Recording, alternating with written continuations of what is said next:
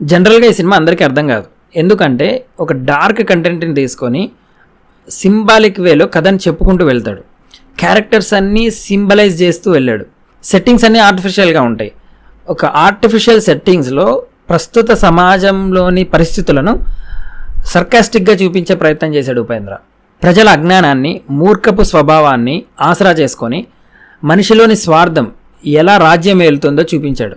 Adam and ఈవ్లతోనే మనిషిలోని దురాశ, దుర్మార్గం మొదలై ఈ కాలం వరకు అది ప్రబలించి ప్రకృతిని నాశనం చేస్తూ మనిషి తన స్వార్థం కోసం బ్రతుకుతున్నాడని చూపిస్తూ ఈ మూర్ఖత్వం చివరికి మనిషి జాతిని ఎటువైపుకు తీసుకెళ్తుంది అనే ఒక విపరీతమైన ఆలోచనని ఒక చిన్న సినిమా ద్వారా చూపించాడు. ఇక సినిమా కథలోకి వెళ్తే ఇందులో కథ ఏమీ ఉండదు. ఇది ఒక ఆలోచన మాత్రమే. మనిషిలోని మంచితనం, క్రూరత్వం వీటికి మానవ రూపం ఇస్తే అవే ఇందులోని సత్య అండ్ కల్కి పాత్రలు.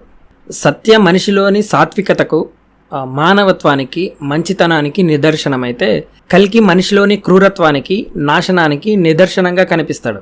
ఇవన్నీ మనిషి మెదడులోనే పుడతాయి.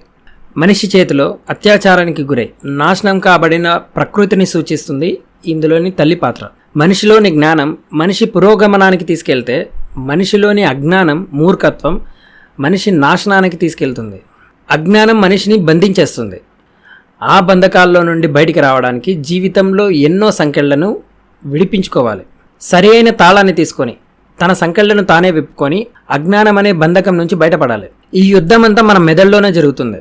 మన సంకెళ్లను మనమే తెంచుకొని అజ్ఞానం యొక్క బంధకాల నుండి బయటపడి జ్ఞానం యొక్క వెలుగును చూడాలి అనే విషయాన్ని సత్య క్యారెక్టర్ ద్వారా సింబాలిక్గా చూపించాడు.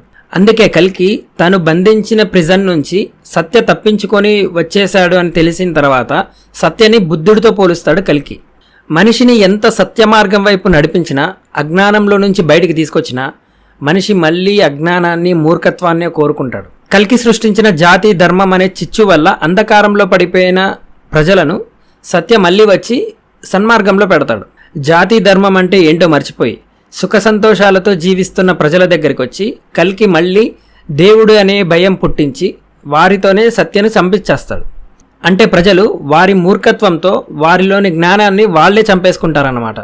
ఆ తర్వాత కల్కి రాజ్యం వెళ్తాడు. అంటే అజ్ఞానం ప్రజల్లో రాజ్యం వెళ్తుంది. వారికి కట్టుకోవడానికి గుడ్డ లేకున్నా, తినడానికి తిండి లేకున్నా అజ్ఞానంతో బతికేస్తూ ఉంటారు. వారి కనీస అవసరాలేంటో కూడా వాళ్ళకి తెలియకోకుండా కళ్ళు మూసుకొని పోతుంటాయి. ఈ క్లైమాక్స్ సీన్స్ని ఉపేంద్ర చాలా అద్భుతంగా తీశాడు. ప్రస్తుత పరిస్థితులను, ప్రజల్లోని అజ్ఞానాన్ని కళ్లకు కట్టినట్లు చూపించాడు. అందుకే దీనికి యూనివర్సల్ ఇంటెలిజెన్స్ అనే పేరు పెట్టాడు ఉపేంద్ర.